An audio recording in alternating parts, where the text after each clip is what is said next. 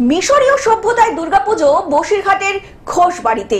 মিশরীয় সভ্যতার দুর্গাপুজোর দেখা মিলল বসিরহাটের ঐতিহ্যবাহী ঘোষবাড়িতে। শুধুমাত্র মিশরীয় সভ্যতার দুর্গাপুজো নয়, এই চত্বরে থাকতে মহিষাদলের রাজবাড়ির অনুকরণে সাবেকি মণ্ডপ।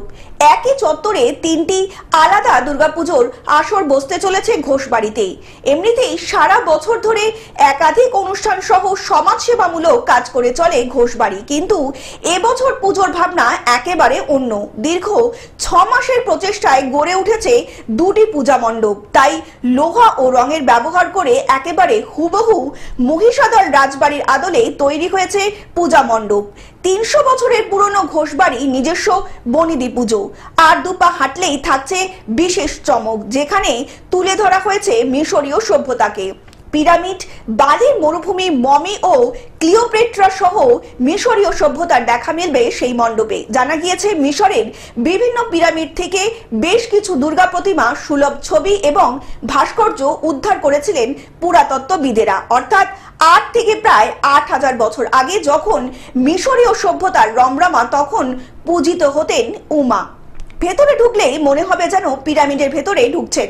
সেখানে একদিকে যেমন থাকছে মিশরীয়দের ব্যবহৃত সোনার অলংকার রাখার বাক্স, রূপগবিয়া হরফ এবং বিভিন্ন পশু পাখি দেবদেবীর ছবি, লাইটিং ও রেস্টুরেন্ট। বিষয়টি নিয়ে পুজো উদ্যোক্তা ঘোষবাড়ির সদস্য লালটু ঘোষ বলেন, আমরা আমাদের সভ্যতাকে পুনরায় মানুষের মধ্যে সঠিকভাবে পৌঁছে দিতে তৎপর। মিশরীয় আমলেও যে দুর্গাপুজো হতো তার প্রমাণ ইতিমধ্যেই আমরা পেয়েছি।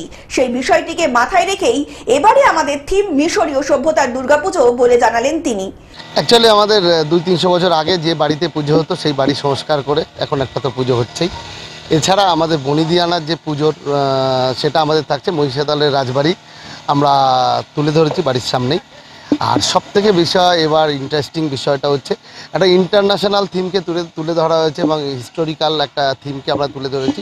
আজ থেকে 4000 বছর আগে যে হিন্দু ধর্মের একটা প্রভাব ছিল, দেবী দুর্গাকে আরাধনা করা হতো, সেটাকে আমরা তুলে ধরেছি। আমরা বারবারই দেখেছি আজ থেকে সাধারণত 500, 700, 800 বছর আগে দেবী দুর্গার আরাধনা করা হয়েছে, কিন্তু আমরা এত সুন্দর একটা জিনিসকে সারা পৃথিবী থেকে তুলে ধরতে পেরেছি, যেখানে মিশরীয় সভ্যতায় তুতেনখামনের যে গৃহ আছে, যে গৃহে তুতেনখামনকে সমাধি করা হয়েছিল, সেই সমাধিস্থলে দেবী দুর্গার একটা মূর্তি পাওয়া গেছে। দক্ষিণ 24 পরগনা থেকে সৌমাভু মণ্ডলের রিপোর্ট, গ্লোব নিউজ। এখন থেকে গ্লোব টিভি দেখুন আপনার স্মার্টফোনেও। গুগল প্লে স্টোর অথবা অ্যাপল স্টোর থেকে ডাউনলোড করুন গ্লোব টিভি লাইভ অ্যাপ। এছাড়া জিও টিভি অ্যাপ থেকে দেখুন গ্লোব টিভি লাইভ।